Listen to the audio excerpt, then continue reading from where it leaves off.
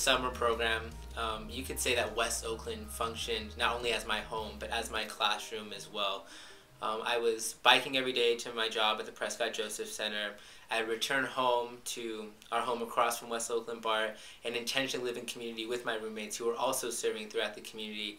And when the program ended, you could say that I almost realized that it's something I had to take with me for the rest of my life. And the success of the program is not defined by the change I made in the 8 weeks that I was in West Oakland, but I realized that it's more defined by what I do afterwards. I need to tell people about what I've learned, about my experience, and the duty that I feel to serve my community. And that's what I feel is the most important thing about the MICAH program, is what you do afterwards, and that I will take it with me for the rest of my life.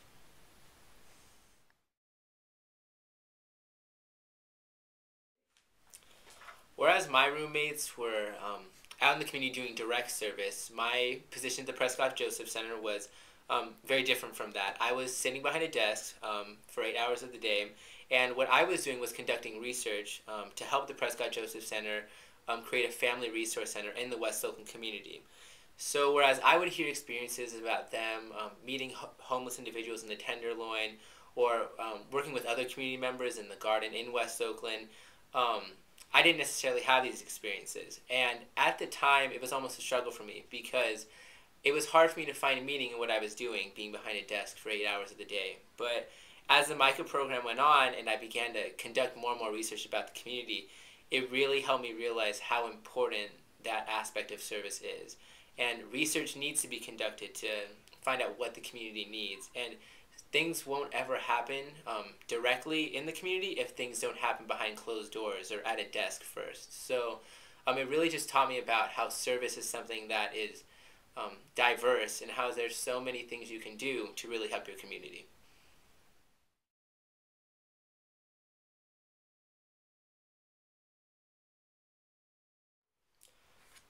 Throughout the summer, I had the experience of living with three amazing college students who had the same passion as I did to serve the community. Honestly, I'd be lying to you if I didn't tell you that I went into the process with some apprehensions. I was living with three people I'd never met before, and even though I heard so many great things about them, it was still, I was living with people I didn't know. And after going through the process, by learning about them and our diverse backgrounds, I also learned a lot about myself. I came out of the experience with a knowledge that I never thought I'd have, and being through the process now, I can honestly say that I consider the three people I lived with this summer to be more than just friends, but I feel like we're also a family. And looking back on it, although it may have been difficult at times, and there may have been some misunderstandings about where we were coming from, it was definitely an experience that I wouldn't trade for the world.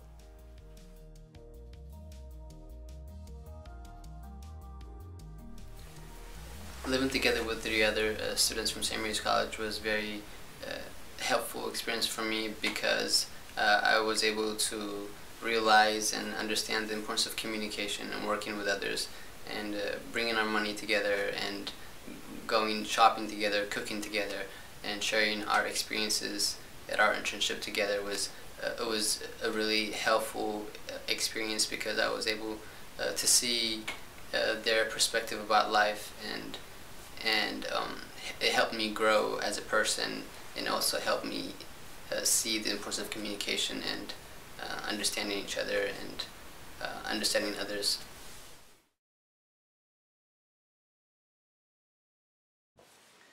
One of the things that really stood out to me during community time when we ate together was we talked about congruence and how important it is to put what you believe into action. And that one stood out to me, and I would remember for the rest of my life, because I learned about the importance of putting into action what you believe, and that's probably the hardest thing to do in life. But it really stood out to me, and so the fact that also, like, there's a lot of leaders in the world, but most of them do not fall from their leadership because of their inability to do the job, but rather because they're not congruent with their values. So I really enjoyed and learned a lot from that aspect of community time and sharing our experiences together and values and ideals and ideas. The MICAH internship changed my life in a way that I had a very personal relationship with my clients at Gap, where the majority of my clients were the homeless and the low income, and I developed a personal relationship with them through time. In the beginning it was difficult because I didn't know how to approach them, but through time I got to know them personally, and it changed my life in a way that I understood their struggles and their daily lives, and I wanted to become part of that struggle, and I wanted to help them. And the amazing part is that they helped me more than I helped them. So it changed my life, and it also directed me in what direction I wanted to take in my future. This summer, as a part of the MICAH Fellowship, I was able to work at St. Anthony's Foundation as a member of guest services. Every day, I would greet the 3,000 hungry residents who would come through the doors of St. Anthony's to eat in our dining room. There was this one client that we had that really touched my heart and became close with me. His name was Gregory, and he had an immense stammer. So many of the other residents and clients and staff were not able to understand him or spend time with him, but I was able to really connect with him. I don't know why, but for some reason we really connected, and he was able to teach me how to be humble and ask for help if I needed it, and how to truly listen to someone and to communicate non-verbally, and to really love sincerely and genuinely and listen. I learned so much from him. He's an incredible teacher. I hope to see him again someday. We'll see if that happens.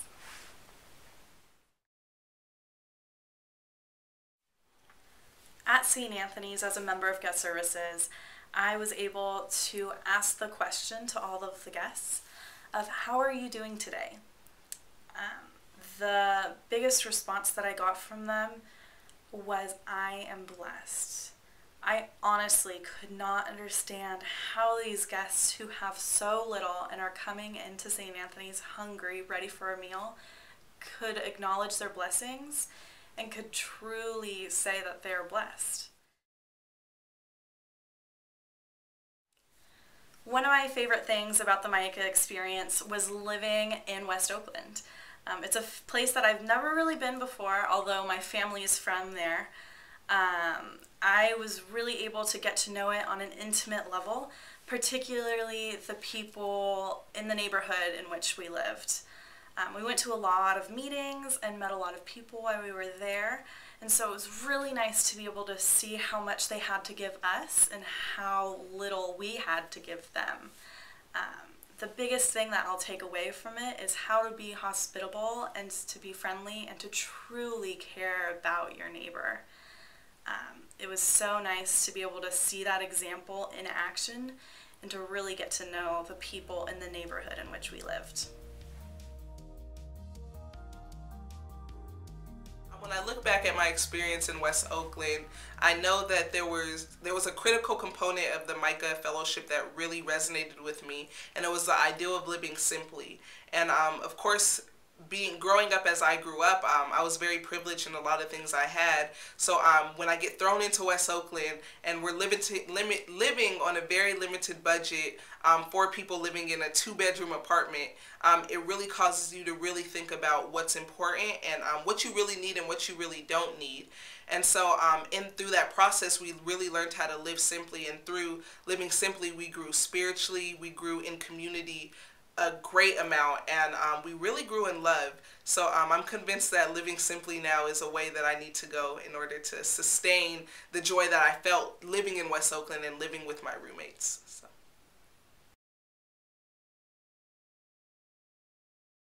So initially moving to West Oakland, I had this great grand ideal that I was going to come in and I was going to be the difference, and I was ultimately going to save West Oakland from itself, right? You hear about a lot of the drug problems or the alcoholism in lower income communities, and I thought to myself, you know, Tresha, you're going to be the difference.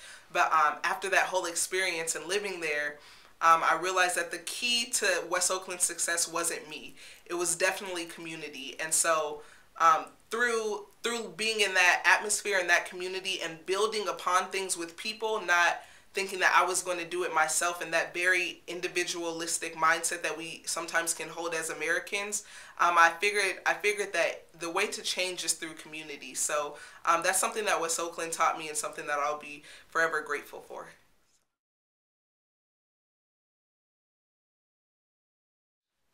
Plenty of times where I woke up in the morning in West Oakland and thought to myself, you know, is the work that I'm really doing here at City Slickers in the garden really making a difference? And then I'll never forget this day, but as I'm watering the plants in the garden, there's a homeless man who used to be a war veteran named Alvin, and he signals to me and he says, come over here. And he says, I just want to thank you for making this community and this garden as beautiful as it is, because of you, I get to wake up every morning to paradise. When I look in this garden, that's what I see. And he says, it's a little piece of heaven for me. So that was one of those moments that you'll never forget. And sometimes, while it seems like you're not making a tangible difference in people's lives, you're very much making an emotional one, a physical one, a mental one, a spiritual one. So that was one of those experiences that I'll never forget. And then it came full circle for me, and it was like, okay, maybe I am making a difference.